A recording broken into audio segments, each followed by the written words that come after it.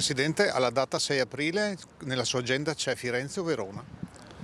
C'è Verona e anche Firenze, perché comunque andrò all'inaugurazione del Vinitaly e poi andrò anche al congresso della Lega, visto e considerato che si possono fare interventi anche al pomeriggio e quindi va risolta così, quindi non si perderà nulla come al solito. La risposta in puro stile zaiano è ecumenica quanto basta nei giorni in cui all'interno della Lega si assiste all'ennesimo strappo, stavolta sulla data scelta per il congresso federale il 5-6 aprile, lo stesso weekend del Vinitaly, concomitanza per alcuni davvero indigesta. Sullo sfondo il botta e risposta tra Roberto Bulldog Marcato e il segretario Alberto Stefani, mentre il primo attraverso i nostri schermi ha chiesto di posticipare il congresso, il secondo lapidario ha risposto picche. Ma è chiaro che non è solo una questione di agende, il Vinitaly per i leghisti veneti è un rito, che sia una mossa per tagliarli fuori. Il dubbio nella Liga Veneta aleggia, lo conferma lo stesso assessore Federico Caner, ospite a Focus TG del direttore Luigi Baccialli. Che è vero che il Vinitaly dura di più, però la domenica è il giorno inaugurale dove insomma abbiamo anche lo stand nostro istituzionale,